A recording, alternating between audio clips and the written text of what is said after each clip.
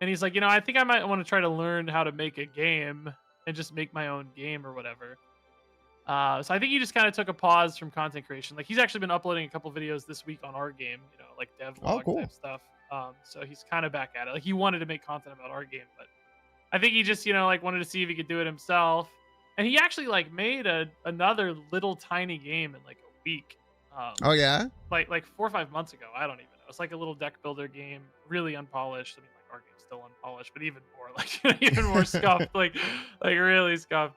And that's how I realized he was making games, and I was like, oh shoot, I thought I could help him. Like, I'll give him some money. I'll help with like creative direction, like, and that's kind of how we teamed up. So I thought there's an opportunity because I know he's like really smart and hardworking. And it's like I want to be around smart people, like I want to be Uh, around you. 'Cause hey. you're So did he have like a coding background, or was it something he just kind of like jumped like all in on, like for like his like other jobs and stuff like that? I think it sounded like just like he did some little stuff as a kid with his grandpa maybe, but he like basically he like when he gets focused on something, he goes like crazy hard into it, like he's like 12 hours a day dedicated.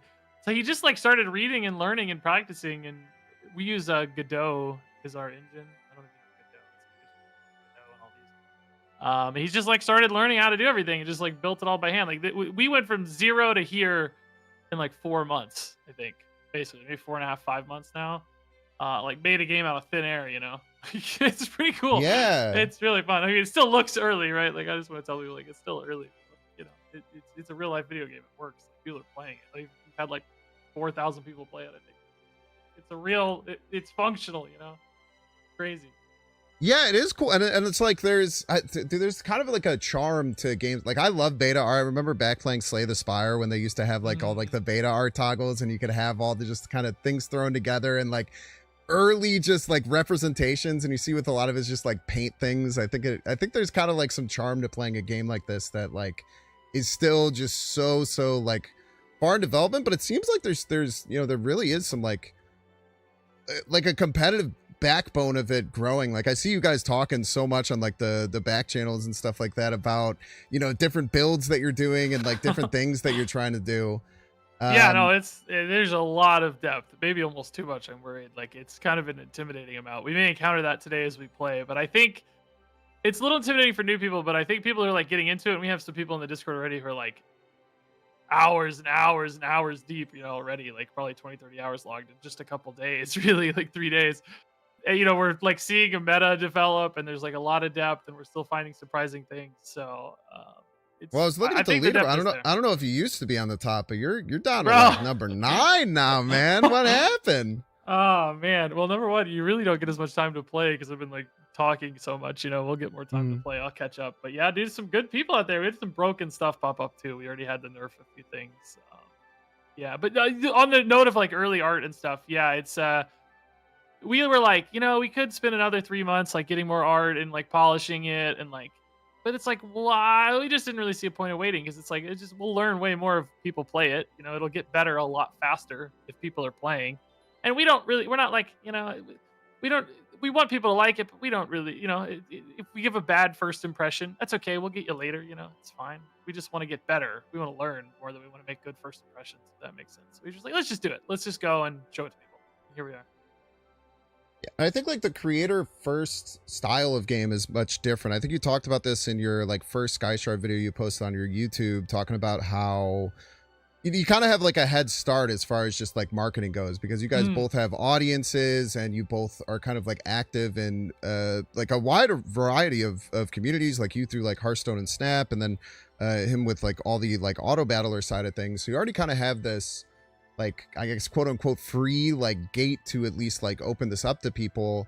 And I think like do you feel like that's like a really big advantage in like having the ability to like put something out like this where it's still really rough, because you already, because like if like a game dev comes up, like no one knows who the game dev is, and they put out like a game that is kind of like very trimmed down or very early stages, I feel like they can't just like kind of throw it out there. But because you kind of have this goodwill with like a community, there's already kind of like this level of wanting to be excited about a game that you have that gives you kind of advantage. You feel like that's like a pretty good advantage that you have where you're at?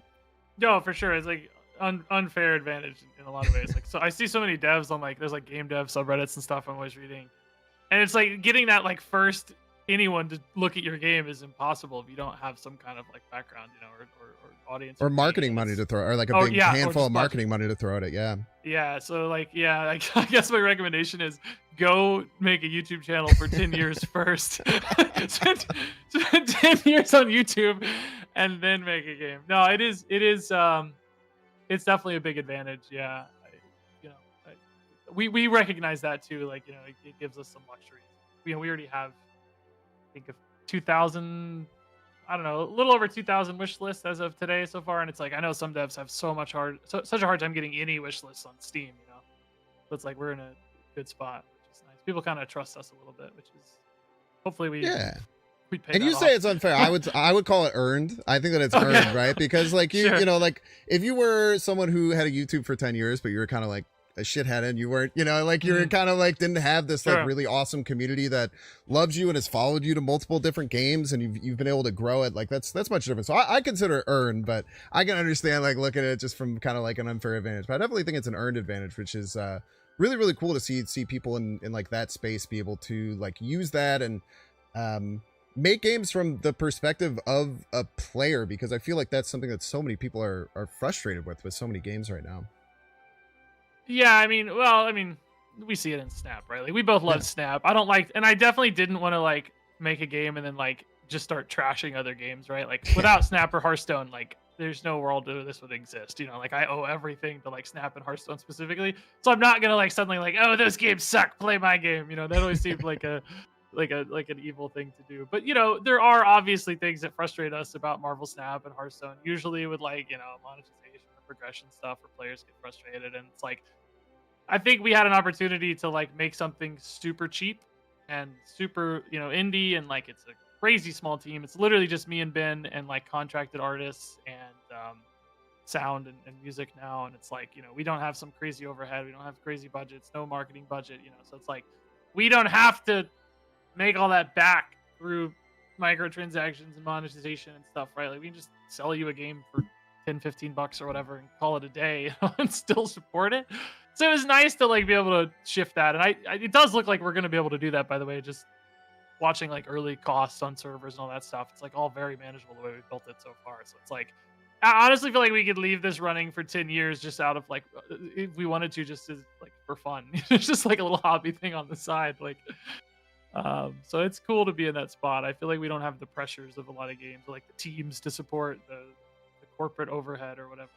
Yeah. And it's just freedom too. We get to do whatever we want. We don't have anybody to answer to. There's no boss or like product team. We just do stuff. Cool.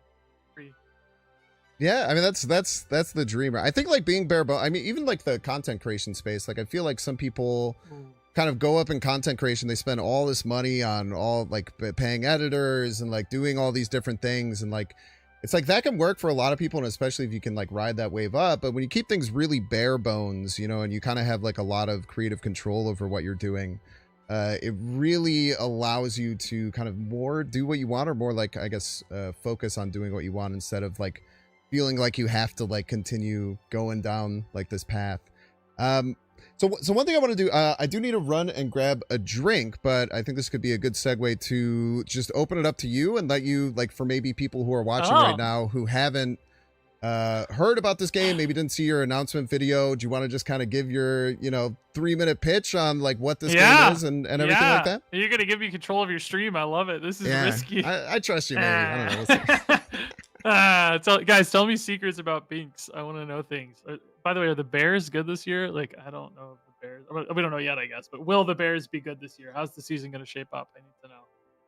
I want to tease them about the Bears' future prospects a little bit. Give them some ribbing. Hey, Chula. Anyway, make it a game. You guys can see it here. Everything's super not finished, by the way. Like a lot of temporary art. Everything's going to get more polished. Like a new logo's coming. The UI.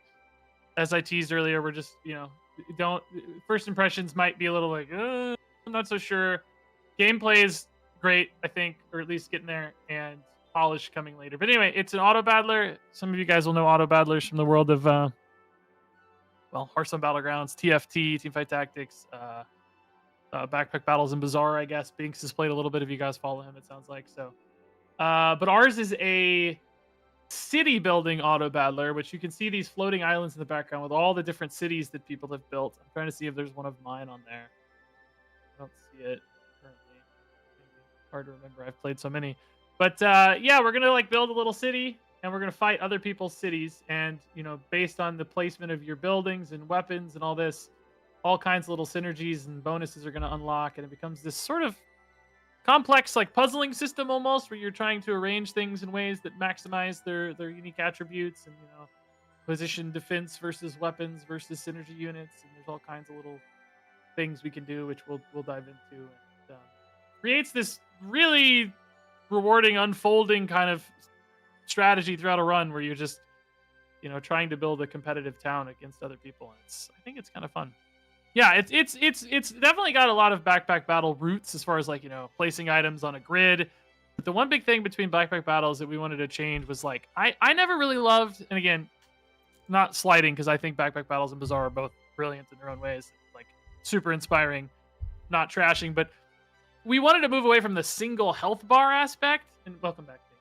We had a good run while you're gone. Okay.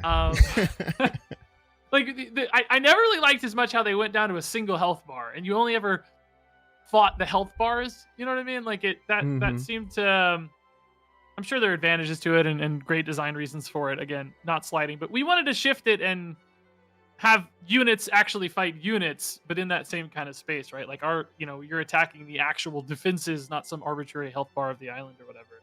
So it makes positioning even more important in a lot of ways, because things that are closer to the enemy are going to get attacked first, and it unfolds even more depth, which I think gave us a pretty cool, unique hook. So between the kind of more advanced positioning mechanics, because Backpack Battles has positioning mechanics, but they're sort of along a singular axis, I think, in most cases, by combining items using star bonuses or whatever. Where we really go ham, like there's a lot of positioning bonuses and different unique effects per item, so it can get pretty crazy, which I guess we'll see if we do a run. I'll try to explain stuff. I did make this game, yeah. Should I read chat or should I just listen to you? What do you think? Should I try to bounce you off can do chat? both. Okay, that's gonna overwhelm me. But I'll try. Or if I see yeah, how about this? If I see like good questions, I'll okay, I'll that might be better. That might be better because I'll get distracted. I'll be the middleman. Somebody, so do you cuss on your stream, by the way? I don't know if I'm go okay. Crazy. I don't cuss on my stream, but I might. I was gonna say if somebody says it looks like shit, I might get a little upset and get mad and lash out. But no, there are parts that look like shit. We understand. Don't worry. We're aware. So I would love to jump into a run and just like start by just kind of like going through the general process. One thing I did want to comment on, I wanted to ask whose idea this was. The all the sky shards going past that are actual builds that people have had, I think is so cool and it's so unique, and I feel like I've almost never seen like another thing do it in just a way that seems so simple but like really cool. Whose idea was that? I get to take credit for this one, I think, actually, if I remember right. I think I recommended this to Ben. I think it's actually half and half. I was just gonna have like some static ones on there. I was gonna say like let's just pull up 4 and like fixed positions or whatever. Like each time you load it up, it's a new different 4 or whatever. But he made the scrolling happen, so I guess it's actually a team effort. Both are cool.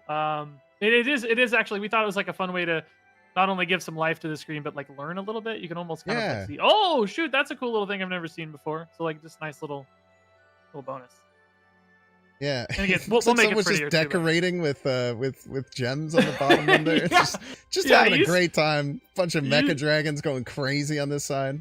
You see some random stuff on here for sure.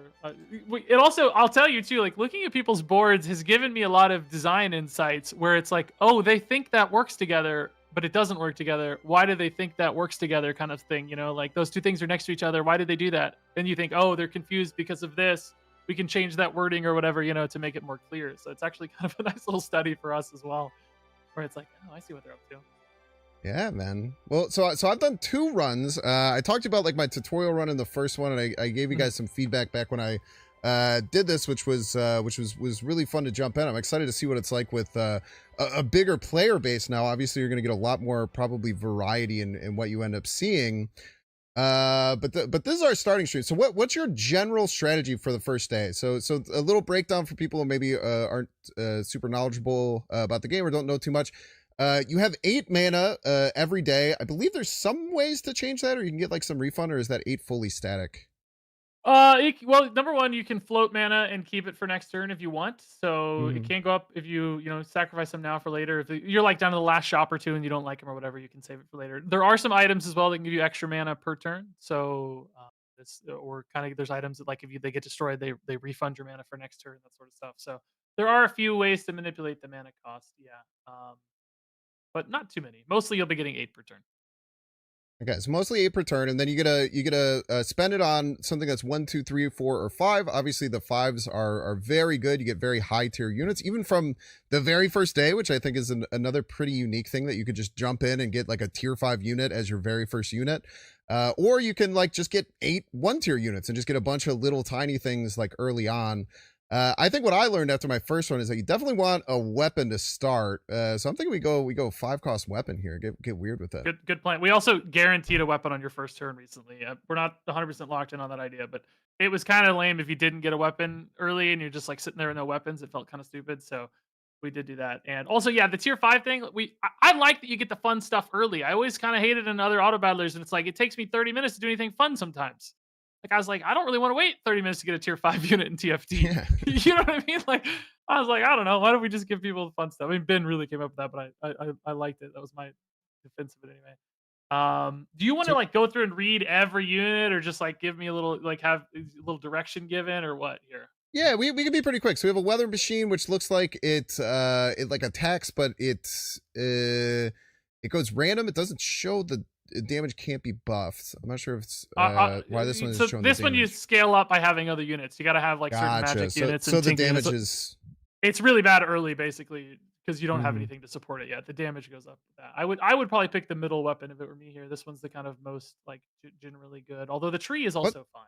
plus it's like build around, right? Like for every friendly ancient unit. So now we can see like, oh, if we get ancient units, we're gonna get a buff on kind of our main weapon. I've gotten wrecked by this tree before. It deals equal to 20% of its health. So you probably want to bulk this thing up like crazy. And try and get it healthy. I like your idea. Let's go with the Soul Slinger. And what's cool is like you just drag it immediately onto your board, and the boards are huge. That was the craziest thing to me was how big and how much space you can work with. Like what was how'd you guys decide on exactly how many like grids and stuff? Uh, I don't know if there was a real logic to it. It has been different sizes. I mean, Mm, we bumped it up a couple times. I think it just was kind of like about how long we wanted games to be and like how quickly you were kind of filling it out on average, which can vary drastically based on play style. But just kind of trying to find a sweet spot where it's like you felt like you had enough space, and we wanted you to have the whole board right away as well. Unlike say backpack battles where you kind of expand it over time, because positioning mm. really matters a lot, and like you want the fence in the front, and it just felt like I don't know, just felt like an extra layer to add complexity there that we didn't need necessarily. So just have fun, and it's an island too, so it's like, how are you going to open it up? You can't add chunks to your island. I guess you could probably. Yeah, no, I like that you just get access to everything because like it starts with like this barren land with just a couple of things, but then very quickly everything just kind of like stuffs in very quickly. I immediately see that we got an ancient, so I think we definitely just want to snag Sure. this to get a bunch of extra damage. Passive when a friendly defense unit gets destroyed, give a random friendly weapon +1 damage. Sure thing. And then we get another town here with our last mana. We get a well. When adjacent town unit triggers, give it +5 health. Sure, you guys can. Well, that well looked so cute floating on that giant island, by the way. just That's fine. tiny So little just well. What's it doing there? Why is there a well there? I don't worry so about the lore too much. Like, yeah. So then at the end of day one, then we're out of mana. So now we find an opponent. We're gonna find someone else, and it's is it always on the exact same day as you are? Yes, yeah, Is it? you'll pull somebody from your round. Basically, we store the last 100 boards from your round at any given time. So it's usually somebody who's pretty recent. Like they may have played this board an hour or two ago or something, right? So let's see what you can do. Oh, This looks scary. They got we're some gonna die. damage. Yeah, we're gonna die. We're definitely. We're Oh no, very we're done. dead. Very done. We're done, and we lost 2 health. By the way, you lose health based on the number of units they have surviving, but it's capped at 5. Never take more than 5. So you can never lose more than 4 times. Not too shabby. Not too shabby. So I will take a 2 round loss. I think we're kind of fine here. But we definitely want to bulk some things up. So round two, I like after the first round, like I kind of look at it as like you get a weapon and then you kind of just like get some things on the board to block that weapon. What do you normally think about on turn two? I would probably grab that defense on the far right over there. And I don't know if we explained that there's like different shops that have different pools of stuff. Like the big tower Mm-hmm. there is defense shops, right? I would probably take that guy on the left. That prismatic mirror is the kind of most generally good. That middle one, we have to have a lot of stuff to make it good. The prismatic I've mirror gotten on the left destroyed is. by this so many times. Just like 5 of these in the front, just an We absolute do actually wall. already have 9 tags, so that actually does have quite a bit of health already. What's 9 times 4? 360? It's not too bad. It actually I has think we 100 can hit find one of these base. later. I like the idea of the prismatic mirror, like being able to just shoot stuff back and be able to block. Yeah, Saying and it's these just are got a high ancient, base maybe. health. Yeah. Nah, that's magic, but yeah. We're by the way, we're gonna be better at color coding items.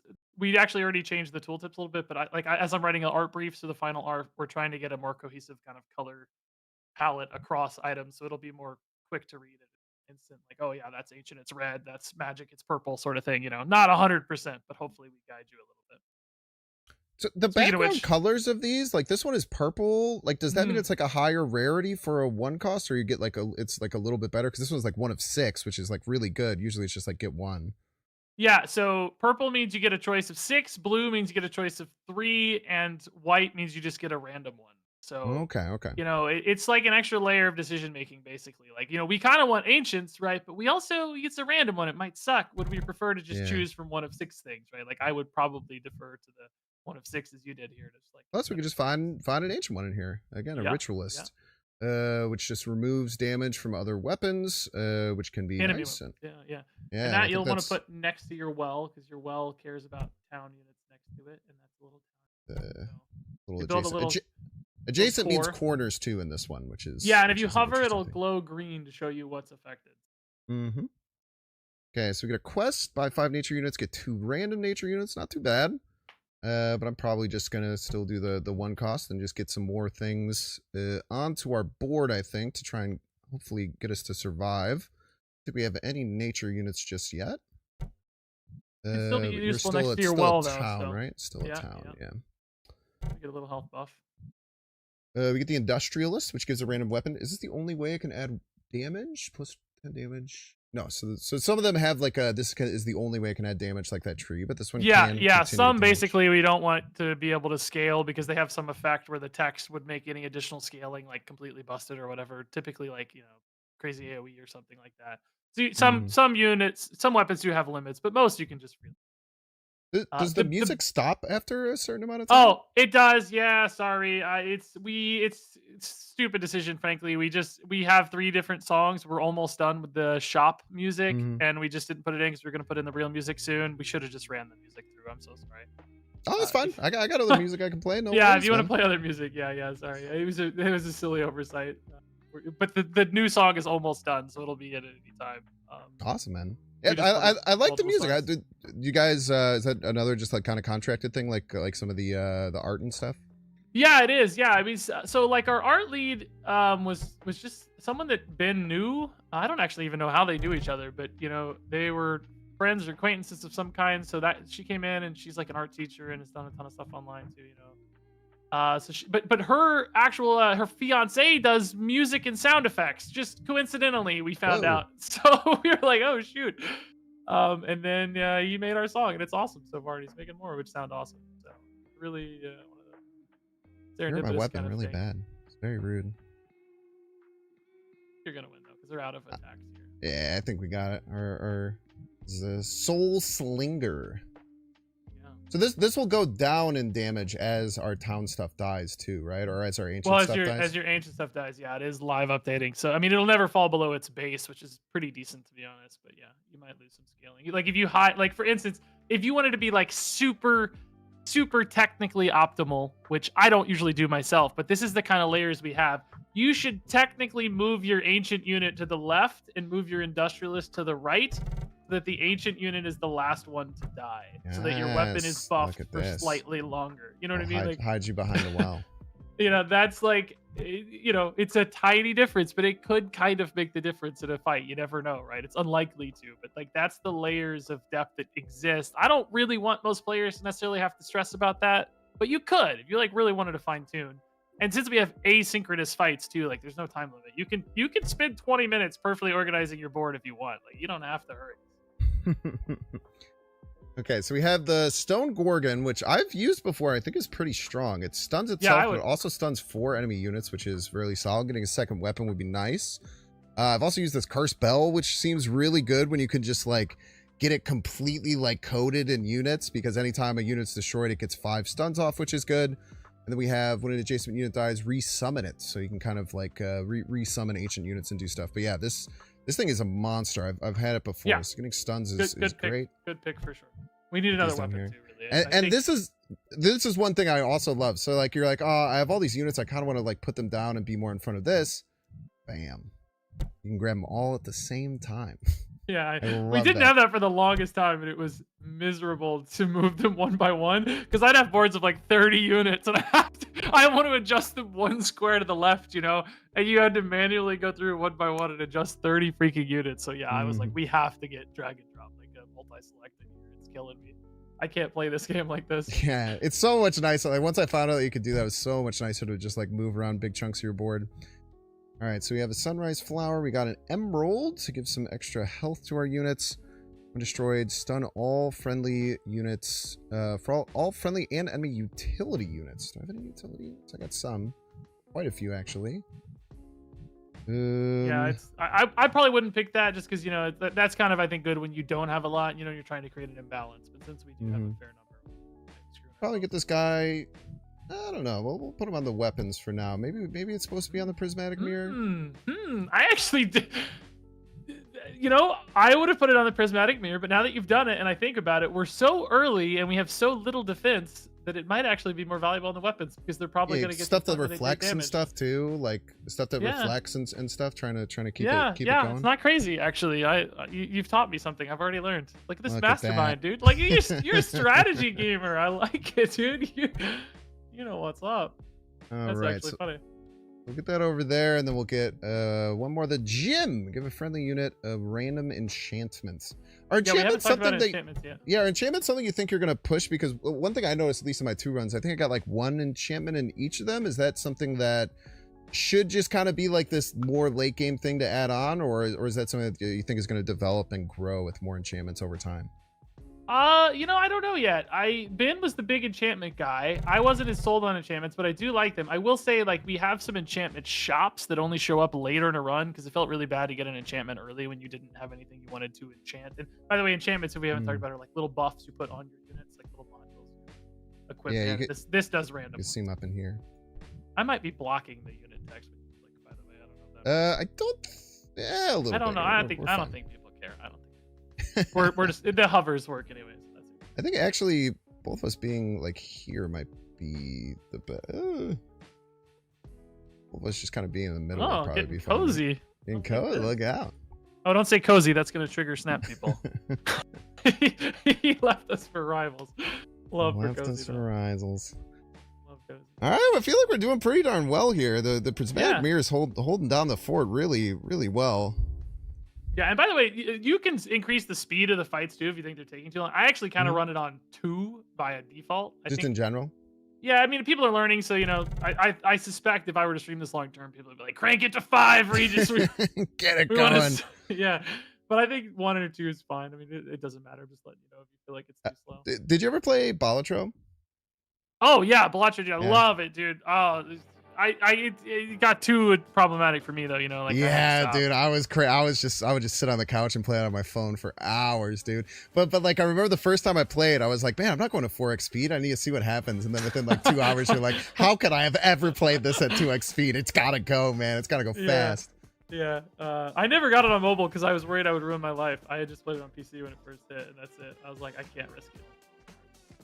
All right, so we got a Necromancer's Hut. We got just some more ancient stuff getting locked in. Maybe I shouldn't have grabbed that one because there's only a choice of 1, but yeah, it's still useful. We probably want to find some more defense and nature though. We got those 2 botanists, the greenhouses that are buffing nature units. We don't have any nature, so if we grabbed like a defensive nature, which most nature really is defense, or maybe not most, but a lot. There's some big trees, big old trees. Yeah, we could take that mushroom or that red flower, and that's a good defensive nature that'll kind of help our necromancer huts because we'll have more defense to buff our weapons, and we'll have nature gain health. Very nice. Yeah, I like the mushroom.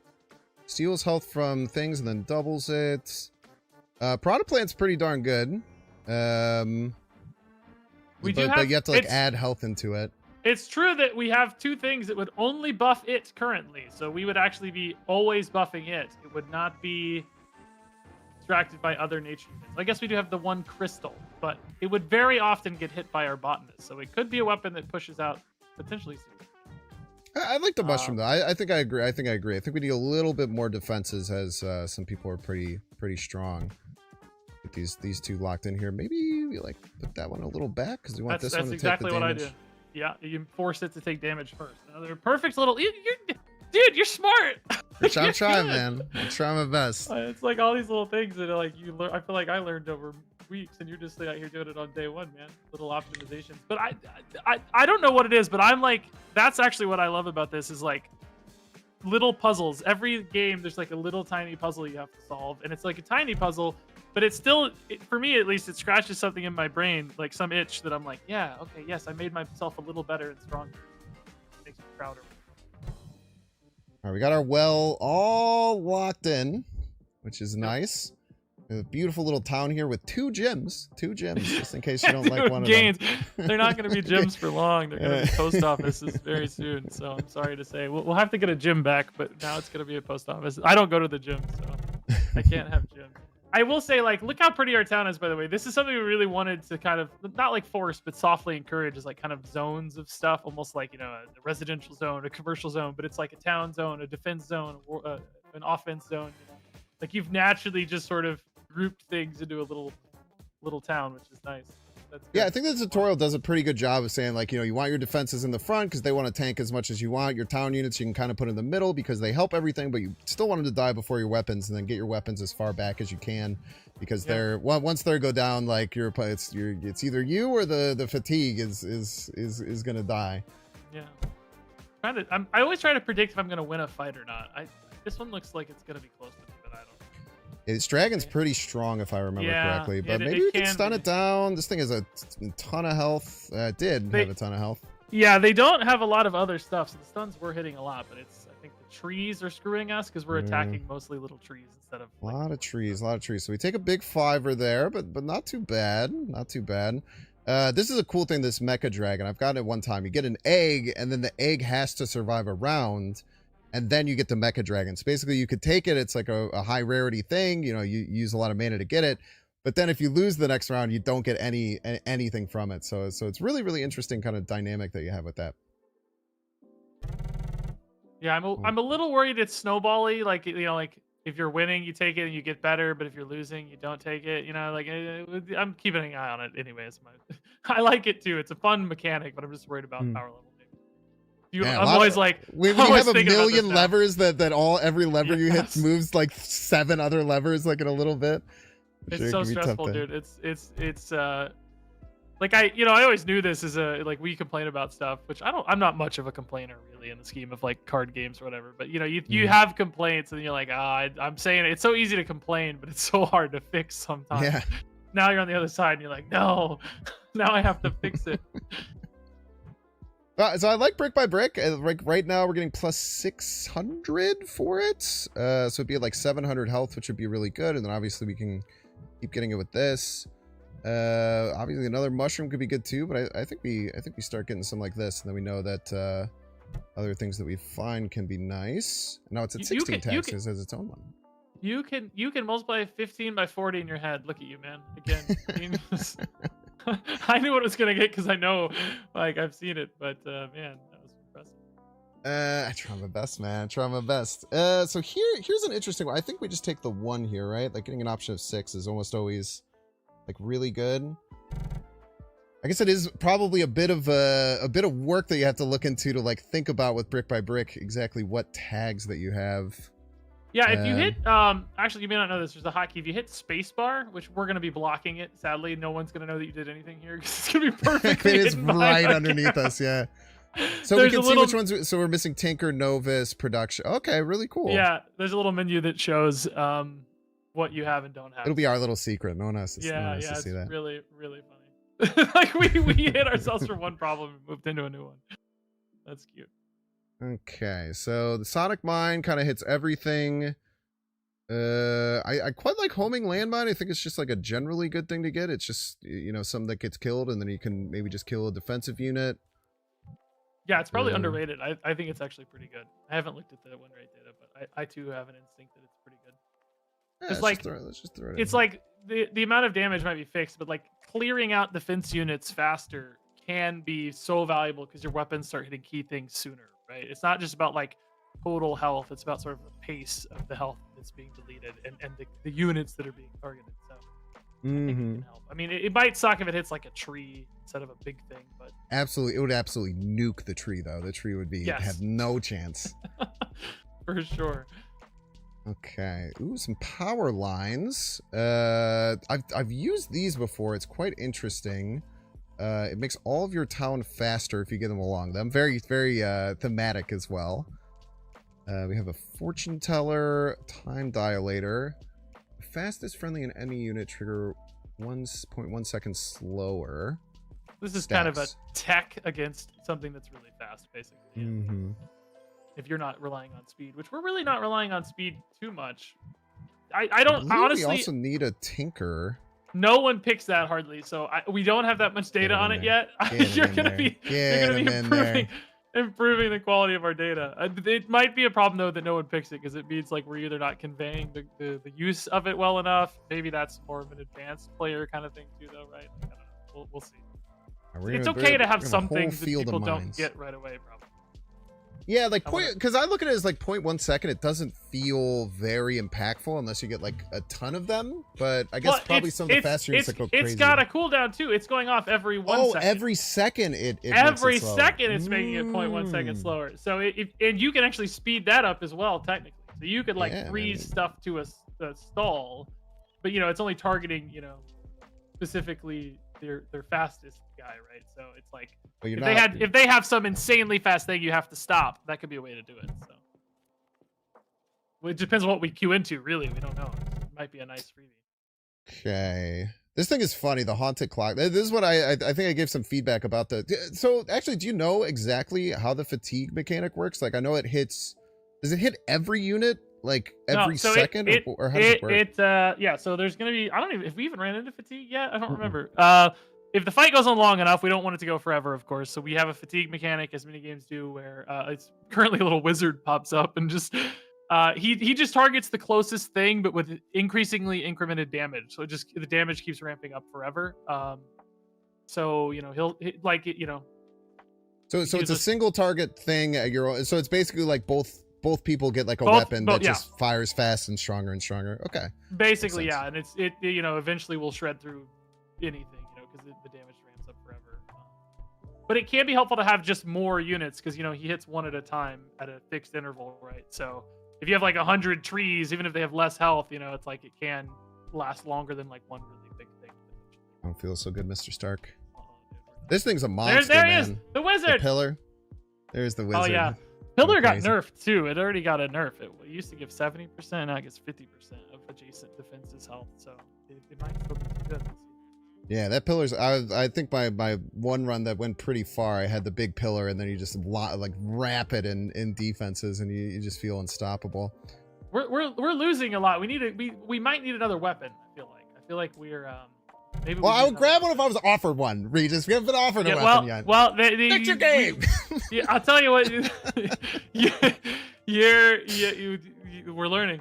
You're picking a lot of cheap shops. They tend to be in the expensive shops. So we might have to commit to an expensive random shop. Like if we see a big purple shop. So going more for a random shop. So I was just kind of had my eye out on a. I had my eye out for another, like just a pure weapon shop, but getting the bigger random shops. Yeah, they can show up in a big random shop too. Yeah. Gotcha. So, okay. Yeah, that's a good thing to keep my eye out for. I think shrubs pretty nice here. Yeah, anything here could be fine except maybe that bottom right. Okay. So you could get another big ancient weapon, for instance. I say we go for a big ancient weapon here, man. I might not too. One. You don't get a big ancient. We don't get. You one. get screwed. You get nothing. I think your bell might be okay though, because you got all those little mines and stuff starting to develop. You could even put a little crystal up there. I like the bell a lot. The graveyard resummon a friendly. Oh, resummon a random. I mean, 9 seconds is a long time though. 9 seconds is a dang long time. It could summon like the shrub. I think that's better if you have only big stuff. Like there's a chance it just resummons. Yeah, let's get the bell in here, and then now is where the fun comes in. Now we got to start to decide how we want to actually set this up. So I think that we tuck it in here, where it has a lot of access to things. Then maybe we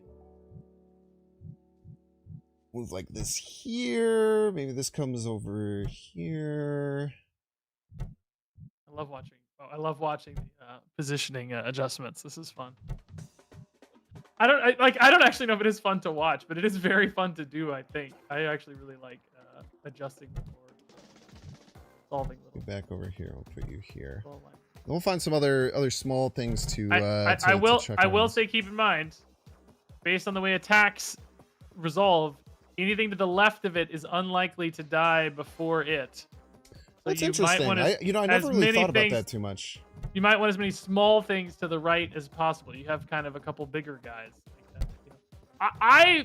I don't want to like influence you too much, but I might use the mines and the shrub instead of the town stuff. You don't maybe have quite enough, but it's probably still enough to. And you could use the defense units too, you know, so that it happens earlier potentially. Stunning weapons earlier. But I'm not an expert yet. I'm honestly like there are people who might be probably better than like the expert, to be fair though. Like if there's one expert, it's probably you. I have played the game more than anyone on earth. I'm sure of that. Even Ben, because he's like, you know, coding more than I'm playing. There's been multiple times I've like been 2 hours late on a snap video because I just got caught up and accidentally kept queuing up another run, another run, another run. I was like, oh shit, I didn't do my video yet. Like, oh god, I didn't finish editing. Oh, the video came out at 10 p.m. Here you go. This is it. Now you're cooking. Now you're cooking right here. We're gonna add a thing this week, by the way, where if you try to like where you can pick up a mine and like put it on the shrub and they'll just swap places instead of having to move one out of the way. I've wanted to do that all the time. Swap. We're gonna have a unit swap. What we want to do is go here, here. Now you're cooking, dude. Here, here. Still give us quite a bit. This is a little funky how this one lands. Probably put you up there and you here. Hopefully they kill the mines. Chat says we had confirmation he's top 9. Top 9, man. yeah. Top 9 confirmed. You guys remember the leaderboard? Oh no. I did get to 1,050 at one point, which I think is still the highest score I've seen, but highest leaderboard score I've seen. It was literally me playing myself. I think half the time we used to could play your own builds because we didn't have enough. You know, we had to be able to play ourselves. We just get a little bit more speed going on these guys. What we can do is put you here. There you go, smart. Here. Yes, using those corners, dude. Yeah. The corners are good, man. I really like that it's not the adjacent goes diagonally. I think that would have been really frustrating if it didn't do that. Yeah. So I really like that decision. It was all Ben. My instinct was actually to not do corners, and corners are so much better. It's not even close. All right, praise. Let's see what we can do here. Down to 8 health, man. We're hurting a bit. Ah, there's so many stuns. We're gonna be stunned forever. We're so screwed. Yeah. Sorry to say. What's your rating, by the way, on the leaderboard? I didn't actually look. 140. Oh, okay. So we have. I guess we're gonna stun them a lot too. Yeah, as of yesterday, we changed the like soft matchmaking we have, where if you're under 100, you only play people under 100. You now play people up to 300. Hold!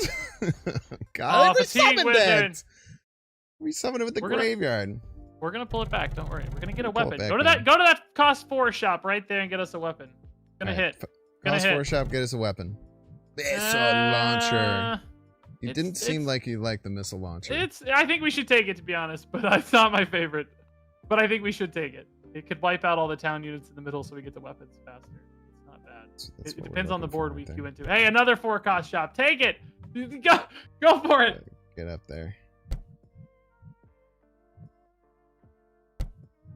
Come on.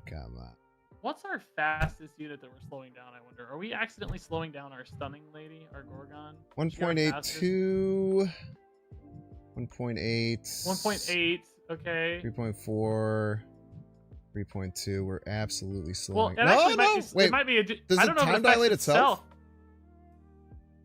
I don't know. I guess Oh we can my watch. God. We're gonna learn. All right, come on, big weapon here. That little guy on the top is technically weapons, but they don't do much. They're really more about enabling like speed Oh, stuff than little actually being tinkers. good weapons. Yeah, I don't know about that. But 10 enchantments across unit. I mean, that seems kind of crazy, but 10 it can be. enchantments? Can things have multiple? Yeah, things have up to 3 per unit, so you can get like we could just stack it on our 3 weapons, and they could each get 3. Now they may not all be helpful necessarily, but they can be pretty good. Sending a weapon attack one of its allies. This is kind of a weapon in many ways. Yeah, but without some manipulations on speed, it's probably not going to do enough. We would want it to have like a speed modifier of some kind, which we don't have right now. I need to teach you some OP combos.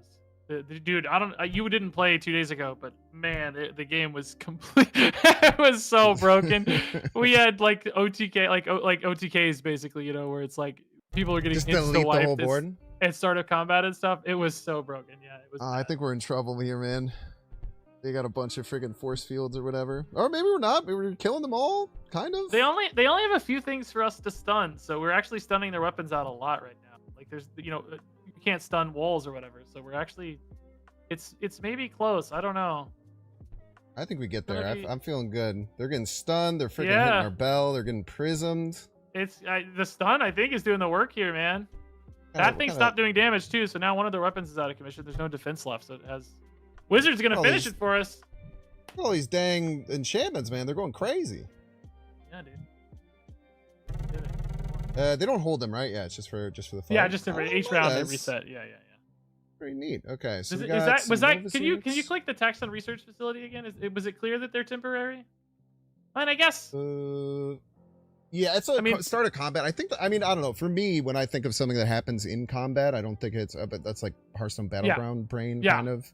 Yes, that's exactly right. Is like is it assumed that it's not permanent if it happens outside of maybe adding phase. Temporary would be good, but I don't know. I think most of the time you can intuit, or maybe having like something in the tutorial that like things gained in combat aren't held over unless specified. Like, you know, like the buffs. Like you don't expect the buffs to stay forever.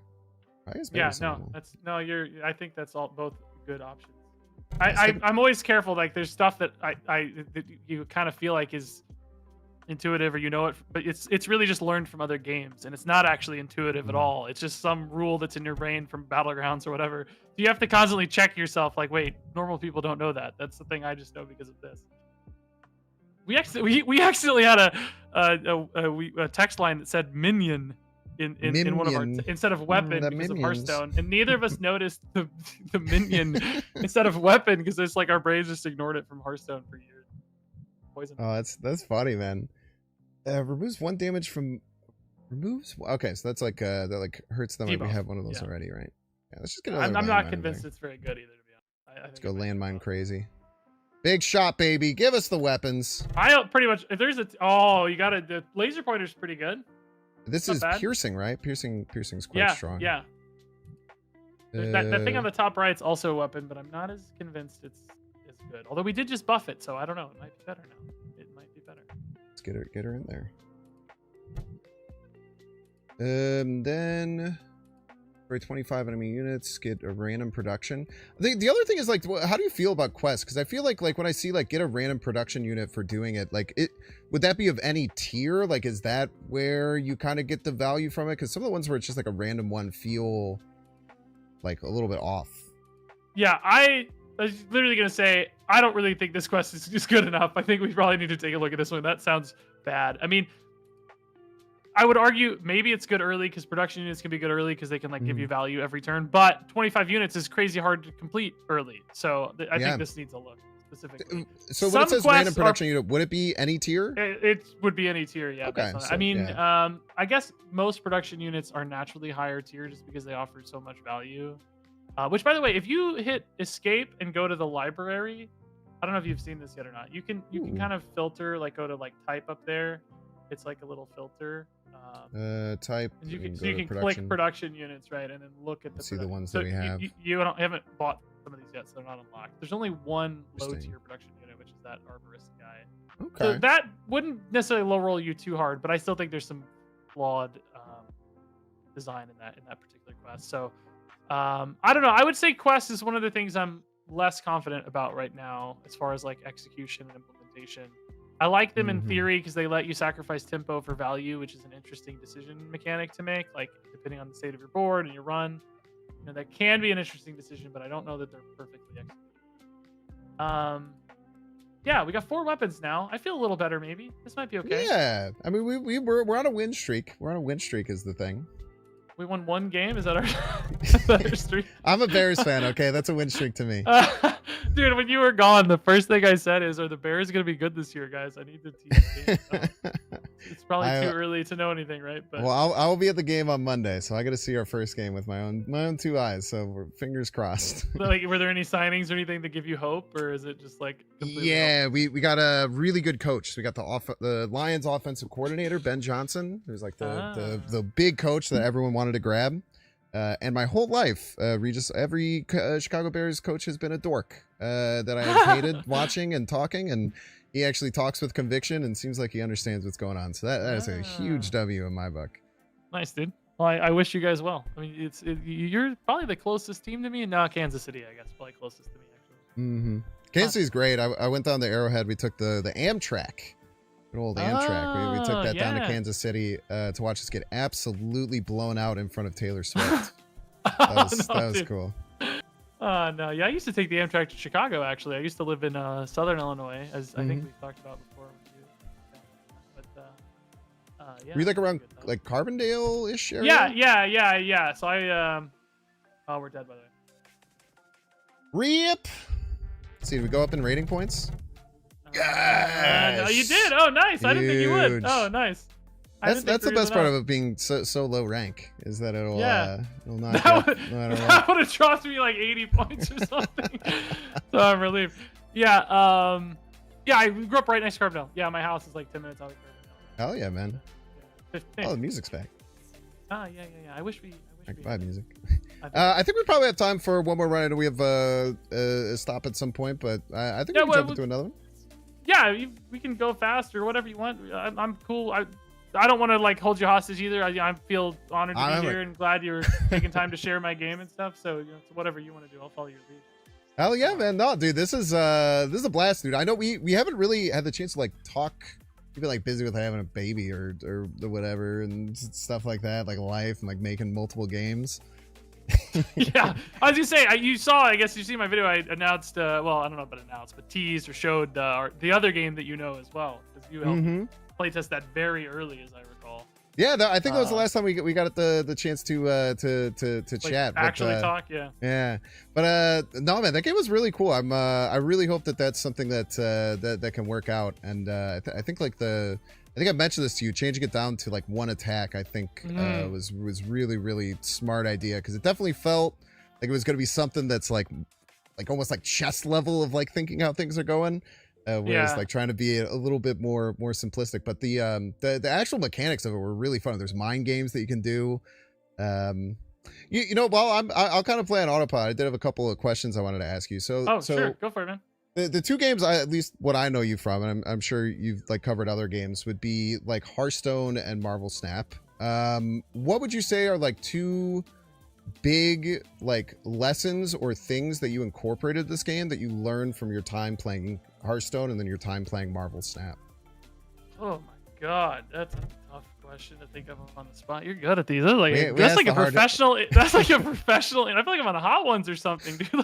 Like a legit professional question.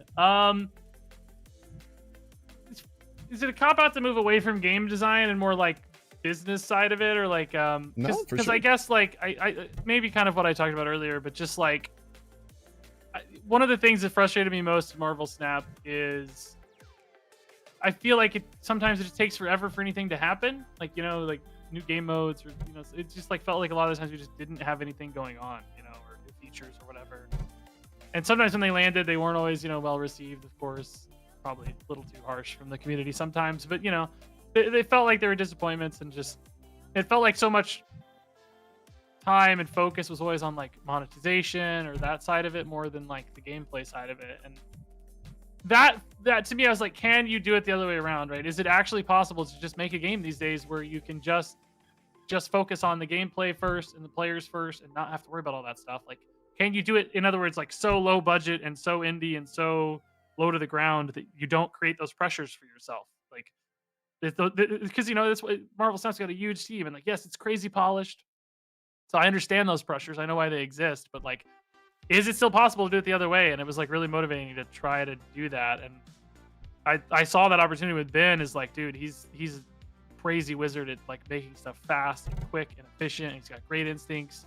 And I was like, I think if we team up, I can basically literally fund it. So like, this is a low budget game, but it's out of pocket for me. Like, I've been paying for Ben's time and like our art and stuff. Luckily, I've had a handful of good years on YouTube. I have the ability to do that. So like, it seemed feasible, and it has proven to be feasible, which was nice. And then I guess from the Hearthstone side, it was probably more the like creative and world building stuff that I brought into it. Like, I always loved the Warcraft universe so much. Like, I played World of Warcraft before Hearthstone and loved the characters and world and everything. That's really why I got into Hearthstone. And that was like my first big card game too. It's really why I got into card games, I guess. So just like, this is like a fantasy game, right? That kind of feel and flavor, and helping the creative direction of that. Because at the beginning, Ben thought this game was in space. Like, it was going to be a space game. Okay. Spaceship or planet. You needed something that was mobile. Floating, was the problem. yeah. I was like, we kind of wanted it to be a fantasy game, but you can't have a stationary city that's like another city's rolling up and you're fighting against it or whatever. You know what I mean? So we were like, it has to be something mobile. So we were like, space. We talked about like a moving city on like a mechanical body in the desert, or like in a post-apocalyptic wasteland. And we'd seen there were some other games that had kind of been playing around with like a spaceship thing in the auto battler space on Steam. It had like kind of gone that route a little bit. So we're like, oh, maybe we shouldn't really do space. I think there's more flavor to explore with like this fantasy. So kind of pulling in that Hearthstone world vibe, at least, obviously, or distinct stuff. But I don't know if that answered the question or not, but Ben would probably have better answers from a design insight, because really like the core of the design is Ben's. Like, he had this sort of the grid system and the battle system implemented. My design influence has been more like on a macro level as opposed to a micro level, like nudging the way certain things work, feel, and like almost player mechanics side of it a little bit. So that's kind of I almost came from like a business or creative direction side of it, I guess, has really been my biggest influence on the project. Well, that's important, right? I mean, I think that we kind of talked about that before, like coming at it from the perspective of someone who's so involved in like game communities, like coming from that directive or that side of things, because we all get kind of jaded. And I mean, I don't know, I've only been like very seriously doing like YouTube and stuff for like 3 years. I know you've been doing it for 10 years. You kind of get callous to like just some things that just happen in the game world and the community world that's just like kind of hard to chew off sometime, and you just kind of like feel like you have to deal with it. But like using this as an opportunity to I guess at least show like to some extent that it can be done in different ways, I think is really, really cool. Yeah, I totally feel you, by the way. Like, when the like Marvel Snap, between the like the blip when the game was banned, and then like that stretch to like the Kid Omega stretch, I was just feeling like so frustrated or like disappointed. I don't even know what it was, really. Like, still having fun with the game. Like, I've always really had fun with Marvel Snap from a gameplay standpoint, but like, I don't know, I just got like so downtrodden a little bit. I don't know if you felt the same way or not. Everybody handled that whole stretch differently, but I basically started questioning the future of the game. It's like, I don't know if I can do this for 5 years. Like, how's it gonna go? And I was like, that's really when I started getting even more motivated to find more projects, see if I could do things differently. That probably, in a weird way, I don't know if this would be happening if it wasn't for that period of Marvel Snap. Yeah. You know what I mean? Like, that probably spurred me to look for something else, because I had that other project. It's been like up and down. It's been super part-time for everybody, so we have little ebbs and flows in that one. But we were looking for a lot of funding, and we weren't really getting any bites. So I was like kind of just noodling around on potentially other things I could work on that would maybe be lower to the ground, lower budget, and might open up more doors. Like, if I have a success here, that gives me a little more leverage and a little more, proof, basically, that like, hey, I can make a game and like oversee this well, and maybe there's more opportunities later. So Yeah, no, that makes a lot of sense, man. That's really cool, dude. Um, well, let me tell you this. Like, we obviously, I've played at least like rough example your one game that you were doing, and then obviously I've played this game. We're playing it here. Is there like any other like kind of genre you've really like dipped your toes into, or like considered like trying to make something around outside of just like the strategy and like card gaming style of game? I mean, not yet. Like, Ben and I have had a really good time working together on this game. Like, we've really vibed well, and it's like been a great relationship. And like we were a few times like naturally kind of snowballing into like what's next. If this like we want to support this game for a long time, and I think we could do that while still maybe eventually down the road kicking off the next thing or whatever. So we did like talk about other genres that might interest us that were still kind of achievable. Like, one of the great things about strategy games is like no like 3D modeling and like none of that like crazy. We don't have to create a combat system in a 3D space, right? It's like we can put some artwork on a grid, and that's a satisfying gameplay experience, right? So certainly for a first game or two, like that seemed far more achievable to us. Again, a lot of this was about feasibility and what we thought we could really do and achieve and make pretty compelling with what resources we had. By the way, you're gonna win a fight. Dude. I Back haven't on really the wind streaking ways. I haven't really been watching that closely, but it looks you got something good here going. It looks like good corner placement too. I like that wall a lot. I So love corners, man. I can't say we're not gonna make the next Elden Ring or something, but we talked about like Vampire Survivors, that kind of genre, the like kind of bullet hell-esque Vampire Survivors thing. Like, we talked about that sort of thing a little bit. But I think we both just like strategy games a lot, and that's where our audiences are too. So I don't know. I don't know what would be next. Maybe. I guess it's a big maybe. Let's see. Like, maybe this is a hit and we make Sky Shard 2. Electric Got Boogaloo. 3D islands. Yeah. I don't know. I don't. By the way, the hit to us is like I don't know. I don't think we need a hit or care really that much. Like, of course, everybody wants their thing to be successful, but honestly, we are so pumped to have people playing the game and having fun already. It feels like a victory. Like, it feels like if nothing else happened. Like, yeah, like you said before, man, like I feel like a lot of devs would give their left nut to have the first time having 3,000 people excited and jumping in and getting feedback and seeing how they enjoy it. No, it's great. Like, I feel like initially when I first decided I wanted to do game stuff, a big part of it was like, I don't know if YouTube can last forever. I might need to like pivot my career, I don't know if I can do this forever.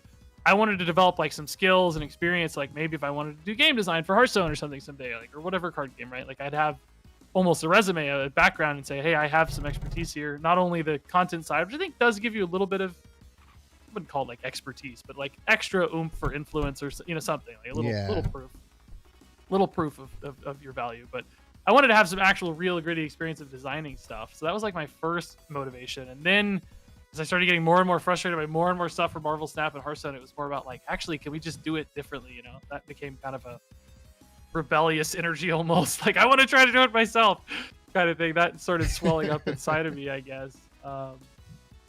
I lost my train of thought. What was the goal of your question there? I forgot. I don't even remember, man. I'm playing this fun ass game. I don't know. Dude, I'm locked in. I don't know, dude. I forgot. Did you win again? I did, man. We're crushing. I Nice. do have one gameplay question. So obviously Sure, it's whoever's sure. closest, right? So there's the grid, and like it's whoever's furthest left. Is there a next? Like, is it up to down? Is like the next level, or is it like depending on where that weapon is on the field? I think it's up to down. Let's actually watch. I was gonna ask this to Ben today. I don't think it's as the bird flies. It's not like straight line closest distance. I think it is.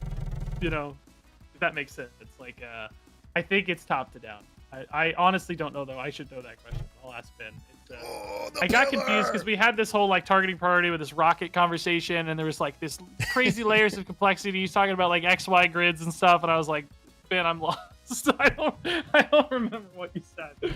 So now I've got that swirled up in my brain. But I think it's left, so right to left, of course, and then top to down is what I think it is. But I bet if we watch closely, we could probably suss it out. Especially if you slowed down the speed, we could see what gets prioritized. But I guess honestly, now that I say that, depending on the weapon position, he might have done it where it's like total square difference. You know, like if a weapon's on the top, it might attack top, and if a weapon's on the bottom, it might attack bottom. Interesting. I don't know. I guess we'll see. I guess we're gonna find out. Yeah, we're gonna learn together. I really like this transmute one. I feel like this is a really cool thing that starts to show up where you can kind of like filter some things around. I think I actually want to get rid of both of my industrialists because both of my weapons can't actually be buffed. They don't do anything for you right now. Yeah. So we didn't want to like totally lock you out of selling stuff because, you know, it's sometimes you get stuff you don't want, like you just said, like it's just not lining up. But we also didn't want you to be able to sell forever. Like a lot of auto battlers, you can just sell forever, right? Because we wanted you to have a town, like much like I want you to have the fun stuff early. I want you to buy things and have fun buying things. Like it's just fun to buy things and have things. And the same reason we don't have a reroll button. I don't know if you noticed that. Like a lot of auto battlers, you can reroll your shops. Yeah. We killed the reroll button because you can kind of just use the tier 1 as a reroll. It only costs one mana anyway. A reroll would cost 1. So let's just give you something when you reroll, basically. Like if you don't like your shops, just buy the one. You get a thing. It's cool. It helps a little. And that way your town grows. Like we wanted people to have actual little towns, not, you know, like the perfect 5 synergistic units only or whatever. So it was all just sort of an effort to make it like more visually interesting and just make it feel like you were constantly moving in the right direction.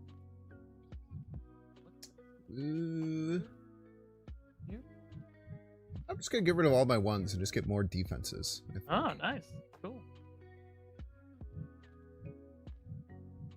It was our only option, which was kind of interesting. Yeah, was to do that or pass. I guess I could have passed and had 9 next turn. Yeah, maybe I should have thought about that.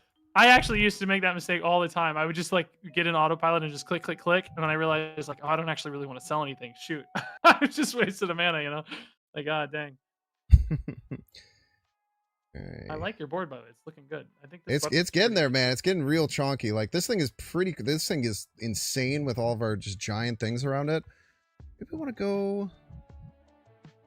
No, we definitely want to keep. This takes damage. Give adjacent units plus health equal to 20% of the. Yeah, so we want to have you. Kind of in a funky spot. We know how to optimize this. You could move that mirror to the back too, right? Like that mirror doesn't have to be. Kind of helps to be in the front. Maybe. It kind of helps because it's like you damage their stuff faster, but ultimately the total output should stay similar. Your tree, by the way, also doesn't have to be there. Your tree could be in the back. Well, it has a ton of. Oh, it's not a defense unit. It's a weapon, so even though it can be wherever, you're losing a spot. That makes sense. He was fine. He was chilling there. It didn't matter, you know. He was vibing, but he was big chilling. Here, you stay back there. You'd be very safe, Mr. Tree.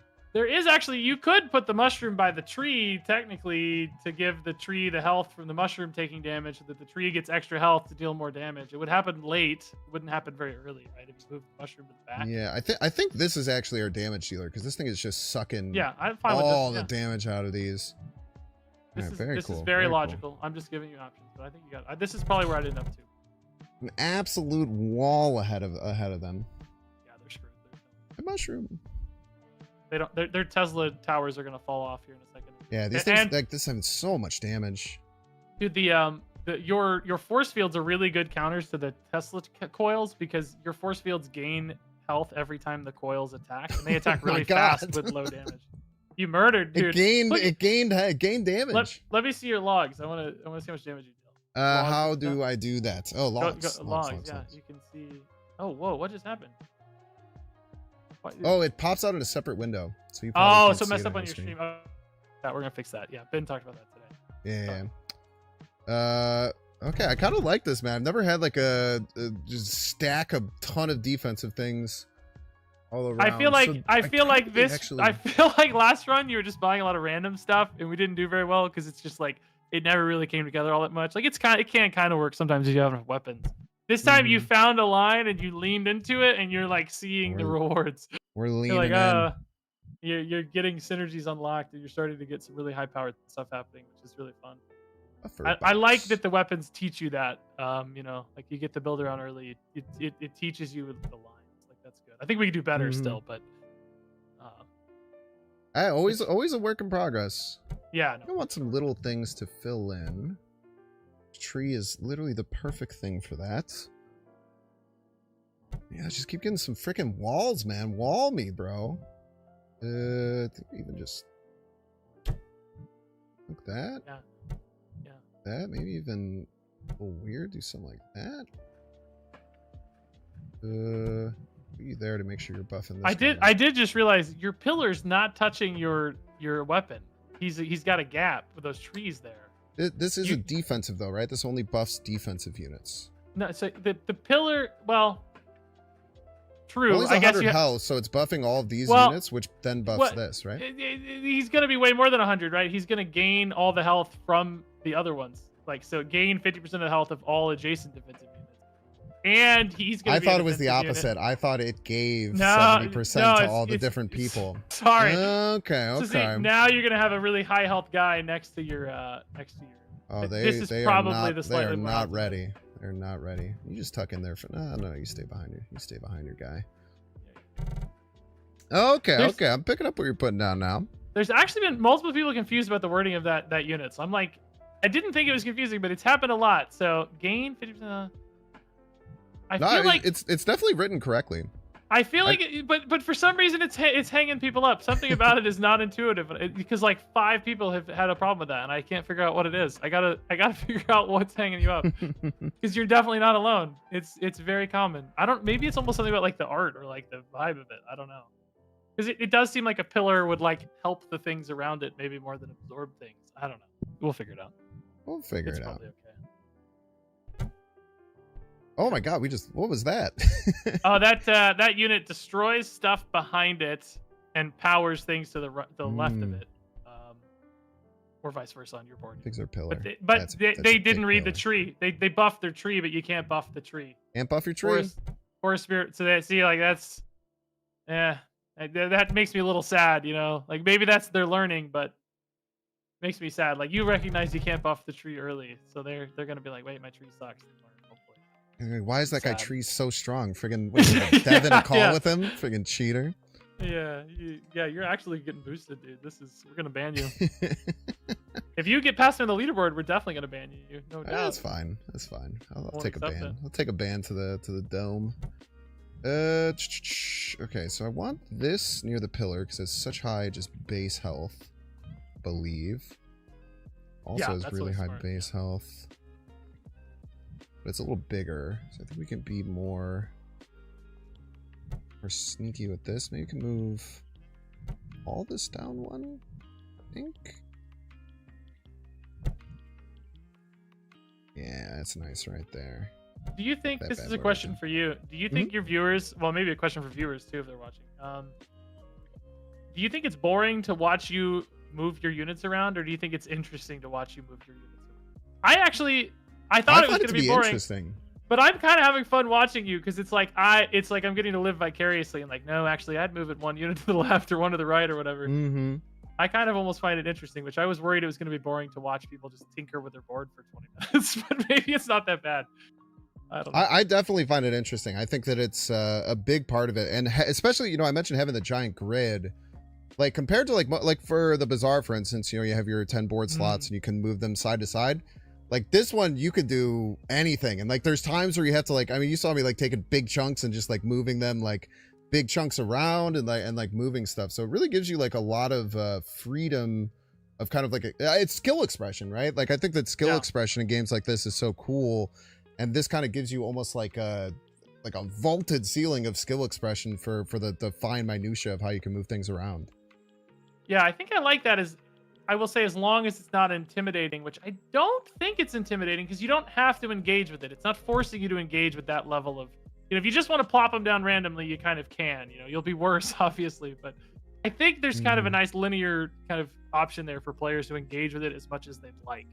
It's not. Sure, yeah. I hope that would be the goal. I think it's something we just kind of stumbled into accidentally. We can't take credit for that. It's more like, like, oh yeah, it's fun to put things on a grid. It worked out. Yay. It's that simple, I think. And it's like, too, like, as you get used to what the units all do, it becomes a little more snappy and like, a little more intuitive and just quicker, I think. I think we float. I don't think I want to get rid of any of this. Like all this is just fine. We could do 3. Yeah, I think we just float here. I feel like I have no weapons, but my weapons are just defensive and they're just right in the front. It's kind of weird.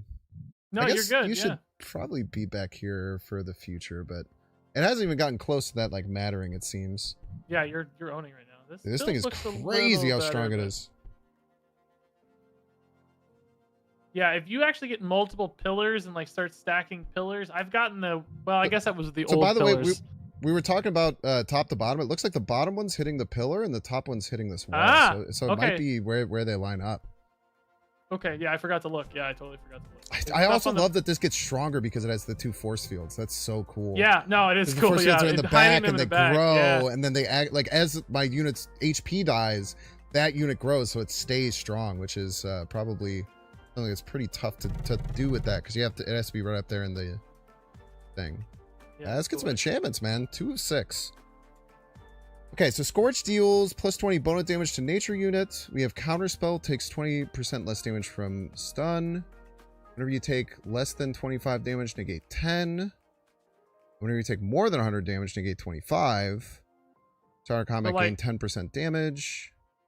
When a weapon drops below 25% health, double its damage. So I don't think either of these work because our damage things can't be adjusted. Yeah. Also doesn't work, so it's between these 3. I don't know. All these seem. I think any of the 3 defensive ones are probably fine. I feel like the I don't know. There are probably good use cases for those 2 shield ones. By the way, this art's so funny and bad. It's hilarious. I haven't really figured out what I want to use them on. You know what I mean? Like I don't feel like I'm compelled to take one versus the other. It feels like just kind of either one works. It might be sad. Like we maybe need to make them more compelling or obvious. You know. I'm just gonna throw them both on our front line boy. He's doing a great job up there. I'm just gonna keep taking giant defensive units. It seems to be good. You have space for him, yeah. It's working out. I want to get brick by brick down and get it next to our pillar again. Just maybe just even another one of these, honestly, because that kind of gives us like some backup plans, right? I will say there's one very powerful thing you could do, maybe, but there's a Tinker unit. It's called the Supercharger that doubles your start of combat effects. Oh wow! So you could get double that start of combat pillar, and brick by brick is also start of combat, so that health scaling could double, and your pillar health scaling could double, and you get to basically get even more health for your. So you double the double, then you double the double, and then you double the double. So if you see a tier 4 or 5 Tinker shop, it's not unlikely to grab. It's not super likely either, but you know it's possible. That would be the only like big power spike I could see for you beyond what you have right now, which I think you're doing well, and I think this will probably carry you pretty deep. I don't know if you'll go all the way. Yeah, you could. I don't know. I don't know what this MMR range is like. I don't know how scary the builds are, but that Supercharger would probably push you to that level where I think you could for sure get to the end. But you know, that's the little things you learn as you go. Like you know, like I can keep an eye out for this key unit or whatever. That's I like that little stuff. I think it's hard to not just want to say no to just throw another botanist in there. Keep our nature units nice and healthy. Yeah, no, it's smart. Yeah, your tree is going to absorb a lot of those too to increase his damage. So, be a big forest guy, whatever he's called. Yeah, true. If we get like a bunch of these, then it kind of like he's going up. Slowly he's going tick up. it up. It's actually kind of nice because he's really good at like cleaning out like these little trees on the opponent's board. Like you know, you don't want your big Warden's Flame damage getting wasted on the trees. So having a second weapon that's good at cleaning up little stuff, you know, opens up the big weapons attacks faster. Which, by the way, these trees might be much. Yeah, we're in some trouble here. Maybe the fatigue will help us. Hurry up, fatigue. It could actually. Fatigue. It could. Clear it up. It's close. Clear it up. Oh my God! Trees, 5 trees. Oh, dude, they're like. brother. I think they're the graveyard tree build where they're like, graveyard was resurrecting trees. That's wild. I've never seen that. That's kind of fun. Okay. I'm gonna take another big defensive guy. Another mushroom seems pretty nice to try and slot in here. To get us more like damage that grows. Where I'd have space for it. You got some room. Some of this. Also, just do a brick by brick. Yeah, it's a little harder. It's just bigger, you know? Like, this is where the size stuff is becoming a balance consideration, which I like. Yeah, 100%. Okay, it doesn't want to give us a Tinker unit, so I guess we can use this to just kind of re-roll, so to speak. Trees are usually pretty good value to get back. Always buy more trees.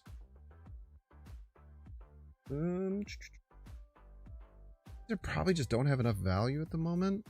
Yeah, you don't have enough town to like maximize them, you know. 1 to They 6, need 4 to that 5. decent. Come on, give us that Do tinker. it, dude.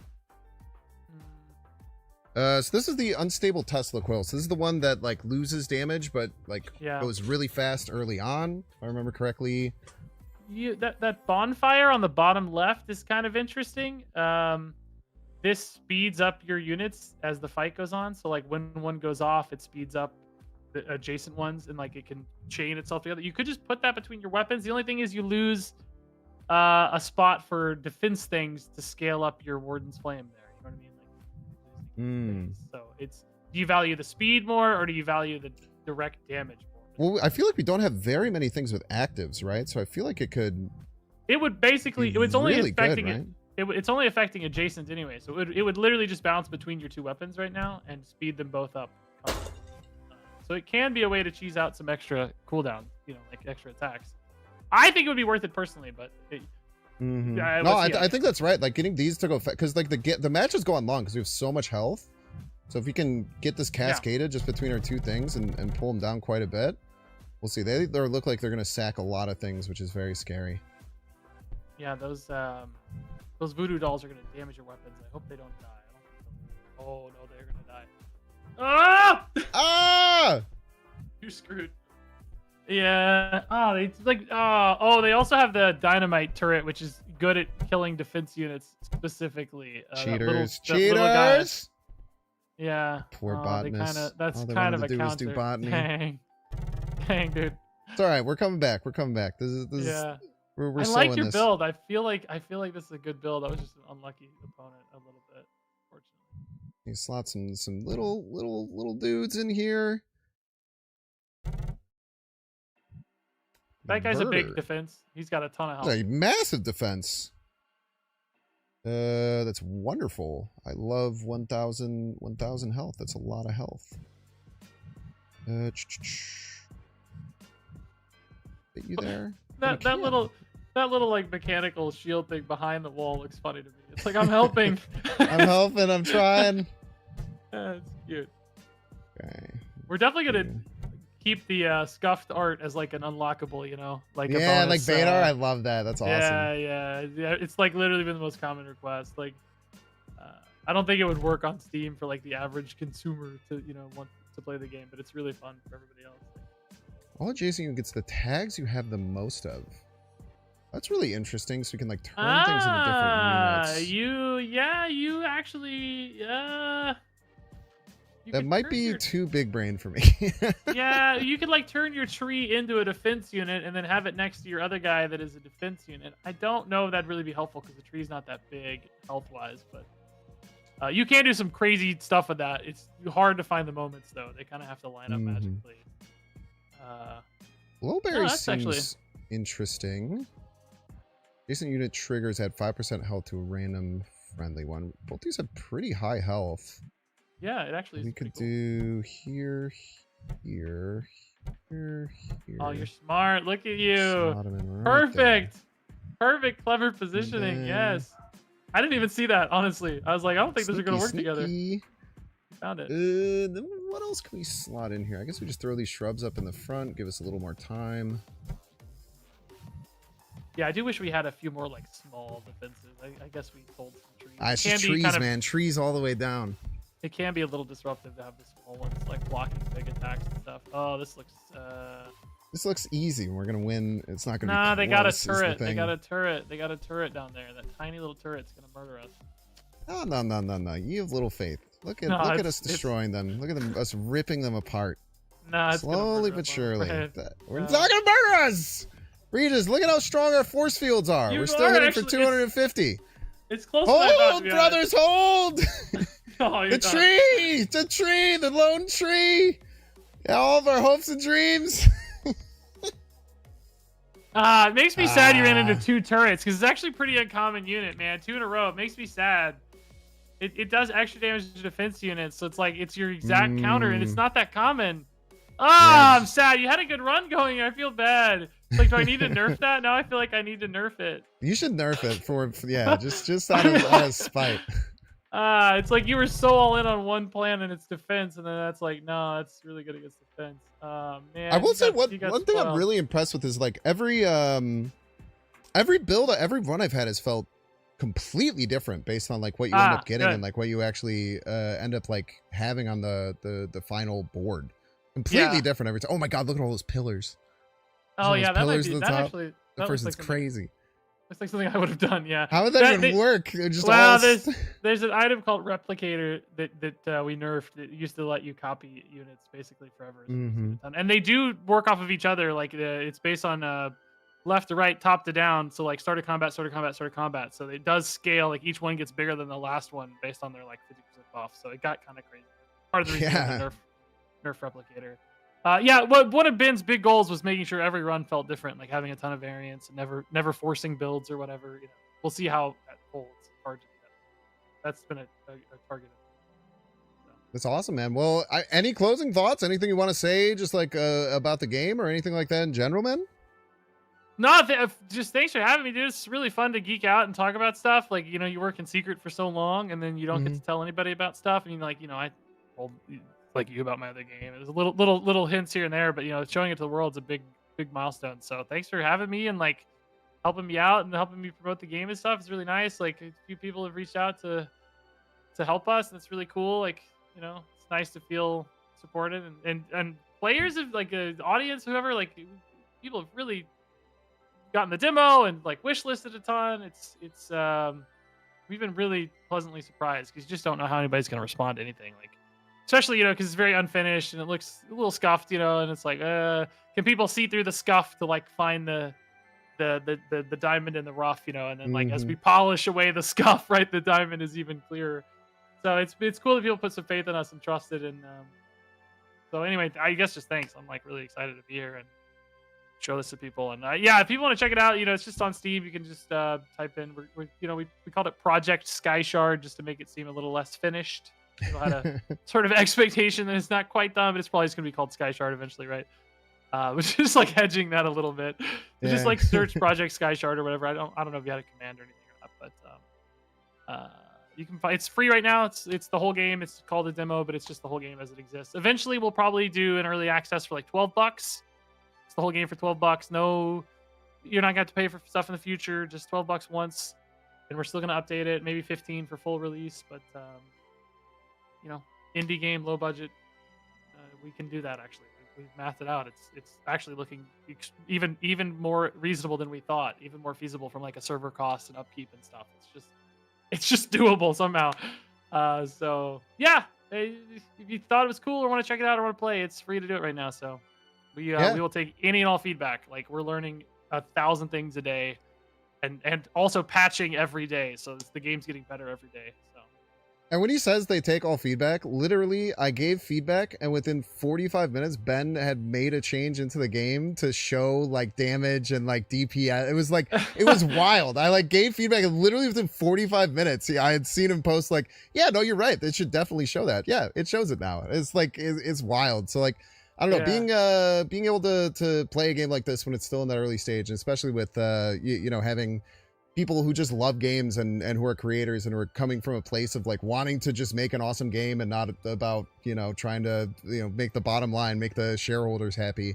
It's a breath of fresh air, man, and it's really, really cool. And I just want to say thank you, man, for being such a like awesome like inspiration in content creation. I think that you do things right in a lot of ways. I think that like your attitude towards things is really awesome, the way that you've done things so consistently. And I think that it's an insane positive to have you, just around the Marvel Snap community and just as a content creator in general. So thank you for that, man. You're an very awesome nice. dude.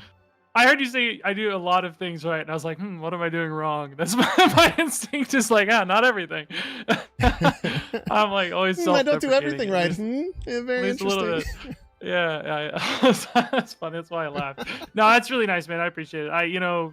We're all just trying our best. I think ultimately, like it's hard to be perfect, but we're trying our best. And I feel insanely lucky that I've got to do this for like literally my 10-year anniversary on YouTube was this last week. We tried to announce the game on my 10-year anniversary, but Steam didn't approve our demo in time. We missed it by like 2 days. Yeah. So it's been I've got a lot of like reminiscing and nostalgia and like all these thoughts swirling in my head this week, along with the future, colliding with it. So it's been an interesting introspective sort of period for me. So I appreciate that. That's very nice, dude. We're lucky to have you in the Marvel Snap world too. I was saying in a video the other day, we have a good like YouTube crew of Marvel Snap. Like everybody's, at least for me, everybody's been nice and friendly and Mhm. like I mean, sure there's a few bad apples that Yeah. some people will call to mind, but I think on average we've got a really good crew of nice, good guys and gals that Yeah. I feel like I'm friends with everybody, so it's really cool. Agreed, man. Well, again, thanks for coming on. Play Sky Shard, everyone. You can play exactly what we just played literally right now. It's super small file. It seems to run super clean. Definitely give it a thing. But thanks for coming on the show, man. It's and congratulations for getting this launch, man. This is so freaking cool. Oh yeah, thanks, dude. Appreciate it. Love you all. Love you, sir. If you have any more feedback you want, dude, there's a floating building up there I just saw on your screen. Holy crap, what's that doing up there? You see that? Oh, it's just hanging out. It's just kind of It's vibing. like a little spaceship. That's cute. Yeah. We'll fix that. Ben, get Ben on it, Ben. Get Ben on the Discord call real quick. All right. Well, I appreciate it, dude. Love you much. Thank you for having me. Love you much, man. It's very nice. Yep. See you, sir. Take care. See you guys. Love you, chat. Ah, man, that was a pleasure, dude. That was an absolute pleasure. Super fun getting to hang out with Regis. Go play this game. Like I said, I mean, even if you just play one run, you don't love it, you can say why you didn't love it, and you can help support someone who's been so great in the Marvel Snap community, Hearthstone community, content creator community overall. And yeah, man, I was super excited. I reached out to him. He didn't ask me to do this. I just reached out to him because I tried it a little bit ahead of time, because I'd actually asked him about when he made like his little spoilers and stuff, and he was like, oh, like something might be happening. I reached out to him and said, dude, are you releasing the game that I tried? Because like a year ago I tried his other game, which was also really fun and really interesting. If you go to the end of his announcement video where he talks about it, he goes into that one in a little bit more depth. I might be playing some of this on the daily channel. I really like it. Like, it's a very fun, interesting game. Regis was commenting on it, but it gets my like strategy brain like going. Like that's one of the biggest things in games like this. That's why the Bazaar took such a hold of me, because like the idea of like the strategy and stuff, it just kind of like builds on you, and these ideas of doing different builds and trying different things and doing a lot of different variety and stuff like that. And this game definitely like hits the right marks in your brain to get you excited about different stuff like that, which is really awesome. Look at us commanding the Project Sky Shard. Commanding the Project Sky Shard Twitch category here. Where are we gonna send you? That's a really good question. Let us send you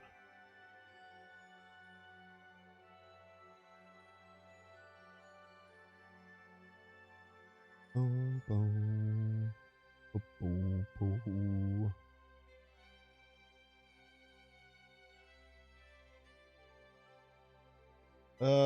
Send you over to Dexter. Dexter going? Dexter's actually playing, if he's going to run away. He's kind of running away. He's moving around. He's shifting around. He's been a little shifty boy. But once again, man, download Project Sky Shard. Hope that you guys enjoyed playing it and watching and having me do some interview stuff. He's very nice. They said it was like hot ones. I feel like interviewing people is something that I haven't had much of a chance to do in the content creation space, and I think it's something that I have like a very good skill at. So it's kind of something that I'm interested in trying to figure out a way to do that, like having a podcast where I bring in different people every week and actually just like do more of an interview, because I feel like being in sales and stuff, I'm very good at getting people to open up and getting people to like feel comfortable like sharing cool stories and stuff like that. So I don't know, maybe we'll try and do that in the future. I was actually even thinking of like after I set this up to do it, like, wouldn't it be cool if like I could set up like a thing where it's like, let me play your game, and it's like I just sit down for like indie people and like play their game with them. Something like that could be cool. I don't know, I'm always thinking about stuff like that. Anyway, get on out of here. Have fun over in Dexter's stream. Thanks for being here. I'll be back tomorrow, same time, same place. We got some football going on tonight. That's very exciting. Go Birds. And I'll see you guys another time. Have fun over at Dexter. See ya.